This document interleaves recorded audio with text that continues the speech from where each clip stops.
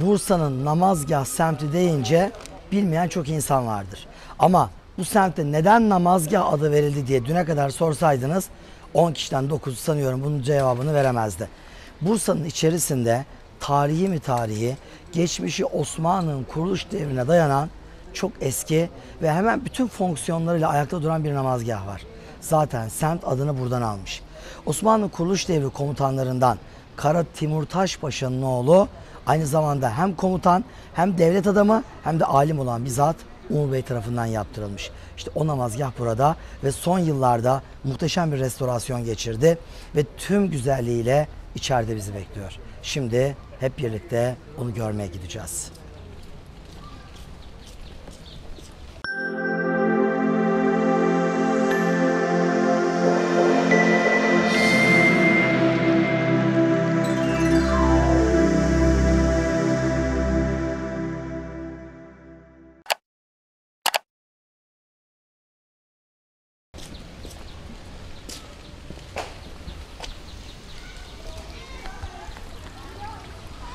Namazgahlar açık namaz kılma yerleri.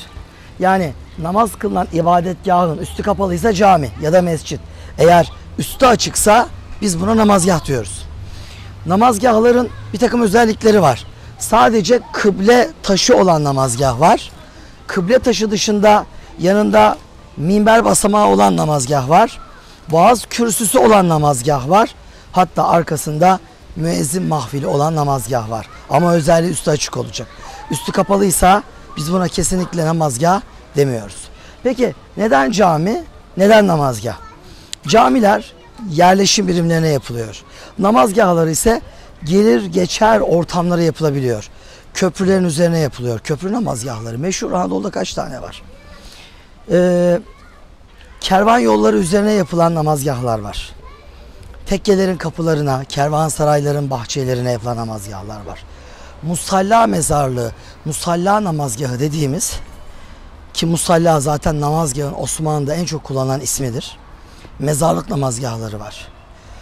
İnsanların yağmur duasına çıktığı, asker uğurlama törenleri yaptığı yerler namazgahlar. Bakın geldik, çok az kaldı. Namazgahın etrafı Bursa'da parka çevrildi. İnsanların geldiği, böyle toplandığı bir yer olarak kullanılmakta. Gayet de güzel oldu. Ama işin kötü yönü namazgahın kapısına bir kilit vurulmuş durumda. İşte olayın problemi bu. Namazgah olayını bu kadar anlamışız. Namazgah insanların çok rahat gelip namazlarını kıldığı bir yer. Camileri kitlemeyi çok sevdiğimiz gibi namazgahlarda bunlardan nasibini almış.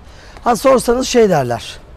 Ya işte sarhoşlar giriyor, içeride içki içiyor, köpekler giriyor, yok işte pisliyor, şu bu oluyor.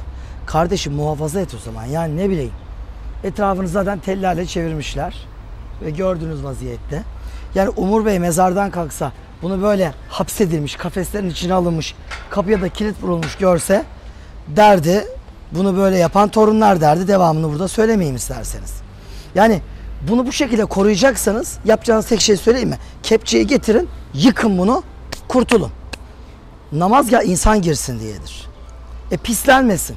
O zaman görev tut kardeşim. Bir tane görevliyi bu namazgah için tut. Çünkü bu namazgahtan koskoca bir dünyada 2 tane var. İkisi de Türkiye'de. Biri Gelibolu namazgahı, diğeri de Bursa namazgahı. Bu namazgahlar son yıllarda 2 nedenden dolayı çok popüler oldu. Birinci neden bu yaz Ramazanları. Çünkü biliyorsunuz 25-30 yılda bir Ramazan ayı yıl içinde tam bir dönüş yapıyor. Hep 11 gün önce geliyor ya. Yaz Ramazanlarını idrak ettik. Şu geçtiğimiz 7-8 yıl içerisinde. Yani bir başladı işte Eylül'den, Ağustos'tan, Temmuz'dan, böyle Haziran'dan geldi. Bu yaz Ramazanlarında millet teravihleri açıkta kılmak istedi. Namazgahlar birden akla geldi. Aa süper, burada kılalım diye. Ben çok gördüm Türkiye'de birçok yer. Konya'nın mesela namazgahı var. Musalla mezarlığı içinde. Anadolu Selçuklu namazgahı. Mükemmeldir. Orada kaç yıldır teravihler kılınıyor toplu halde. Ve yüzlerce insan alıyor içine. Bu namazgah da öyle. Bunda popülaritesi öyle arttı. İkinci neden pandemi. Pandemide millet camilere giremedi korkusundan. Açıkta namaz kılacak yer aradı. Ve namazgahlar yeniden akla geldi. Ve baş tacı oldu. Ama gördüm ki yaz Ramazanlarının bitmesiyle ve pandeminin de azalmasıyla yeniden kapılarına kilit vurulur hale gelmiş. Osmanlı döneminde namazgahlara özel imam müezzin atanırdı. 5 vakit burada namaz kılınırdı. İnsanlar buna eşlik ederdi. Şimdi sanki kafeste böyle hayvanat bahçesinde aslan izler gibi namazgahı etrafından böyle iğrenç bir şekilde dolanarak gezeceğiz. Yapacak bir şey yok. Ne yapalım? Şimdi bakın.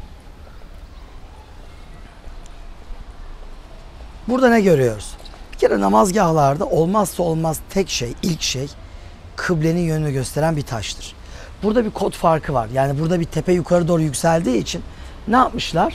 O kod farkından dolayı buraya böyle müstakil mezar taşı gibi bir kıble taşı koymak yerine o yükselmekte olan tepenin önünü mermerle kaplamışlar ve üzerine bir mermer mihrap yapmışlar. Çok güzel. Başka? Aynı mihrap duvarı üzerinde sağ tarafta bir minber yapmışlar. Gördüğünüz gibi 7 basamaklı, çok güzel alınlığı da olan bir minber ki minberin o üst kısmında külahı da mevcut. Hemen buraya geliyoruz. Şu gördüğünüz kısımda yine aynı şekilde 7 basamakla çıkılan bir vaaz kürsüsü yapmışlar. Çünkü namazgahlar genelde insanların toplu halde cuma namazı kıldığı yerlerdir. Yani ilk yapılış amacı ortak akıl meydana getirme mekanlarıdır. Toplu yağmur duası, toplu asker uğurlama törenleri, toplu bayram namazları, cuma namazları açık havada ve yüzlerce insan tarafından gerçekleştirilir. Ordu namazgahları vardır. Mesela Trabzon, Gümüşhane arası Kadırga Yaylası'ndaki Yavuz'un Çaldıran'a giderken Fatih'in Trabzon fethinde ordularıyla namaz kıldığı namazgahlar gibi.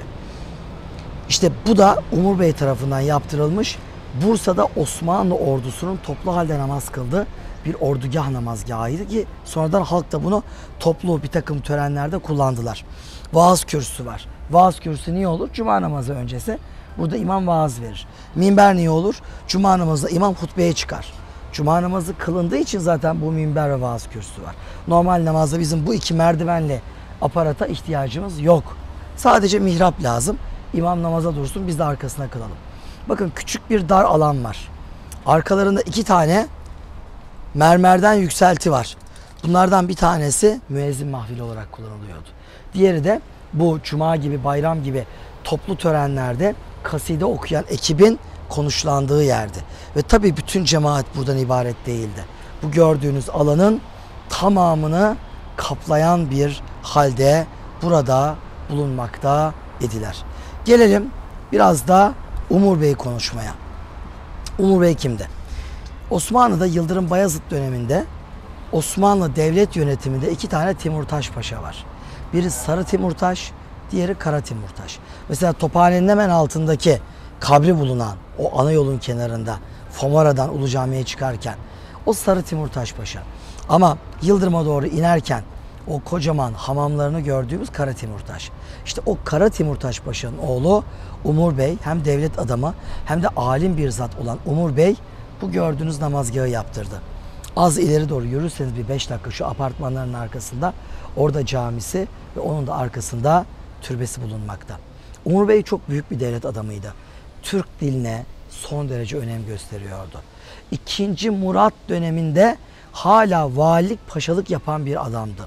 Mesela 2. Murat'a kadar Osmanlı'da hemen bütün türbe cami kitabeleri Arapça yapılırken o kendi camisinin kitabesini ilk kez Türkçe yazdırdı.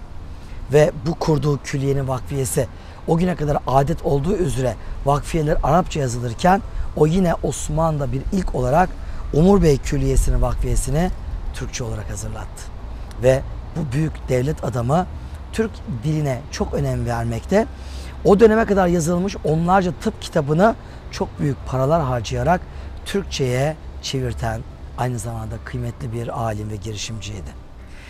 Vefatında buraya defnedildi. Hemen arkada camisinin yanındaki türbesinde çok büyük zengin bir kütüphane bıraktı. Ama kütüphanesinden günümüzde ne bir kitap ne de kütüphanesine herhangi bir taşı maalesef ulaşamadı. Ruhları şad olsun. Arzumuz şu. Onlar bu eserleri kafes arkasında böyle tutulsun diye yapmadılar. İnsan girsin. Alınlar burada secdeye değsin. Namaz kılınsın, tekbir getirilsin. Dualar edilsin diye yapıldılar. Kafesin arkasından seyretmek için değil. Lütfen atalarımızın eserlerine biraz daha saygılı olalım.